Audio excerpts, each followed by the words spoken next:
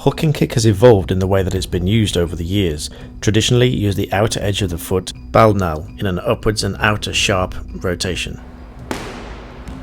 As you can see, using the front leg to lift up and out in the hooking action is very quick and a surprise technique which is very sharp because of the hook creating a very quick movement on the end of the kick.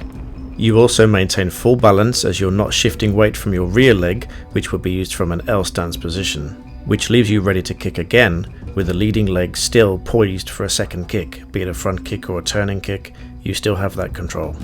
Be sure to keep your legs warm during practice, as this is a very sharp kick and you don't want to injure any ligaments on your knees. The only practice required for this is to bring the knee up and bring the foot up alongside the pad, and then you'll be bringing it out in a sharp action into the pad once it's level. You can see, as in many kicks, that the knee is the first thing that needs to come up.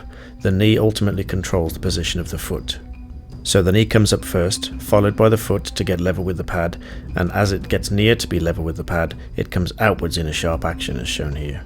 Another important feature about the traditional hook kick is in the way that it differs from a crescent kick, in that it doesn't come outwards from the outset. In this traditional hook kick it comes up in a straight line as shown here, and only at the very last minute is an outwards movement made with the foot, whipping up and out in the hooking action as shown here. Modern use of hook kick uses the heel, CHOOK, or the flat part of the foot, CHOOK. Whether you are using CHOOK or CHOOK for the modern hook kick, there's an important distinction to notice. Your hip position for the traditional hook kick remains facing forwards as in a front kick, but in the modern hook kick you can see that they are turned completely over to face the side, just as you would for a turning kick or a side kick. Also notice the foot position on the floor.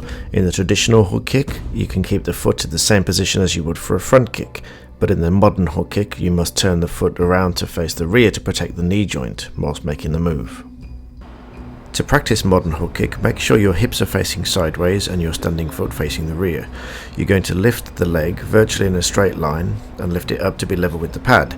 Focus on the knee because the knee will control where the leg goes, and as you lift it up to level with the pad, you're going to make a sideways action just very gently to touch the pad so that you get used to this move as the leg comes up. Don't be tempted to hook until the last minute, but once it becomes comfortable, you can make the hooking action stronger to make the kick work. You can also do a hook kick from the rear leg, but this takes more practice as you have to keep the leg straight after you chamber until the last second where you hook the kick. Alternatively, you can use it as a step through hook kick, much as you would a step through side kick. And again, remember that you're lifting the leg up in a straight line to get level with the pad before you're hooking at the last minute. This can work very well as they might expect a side kick, but at the last minute you can do a hook kick and then follow with a turning kick. If you found this useful, please give me a thumbs up and subscribe if you haven't already done so, and I'll answer any questions you leave in the comments box. Thank you for watching.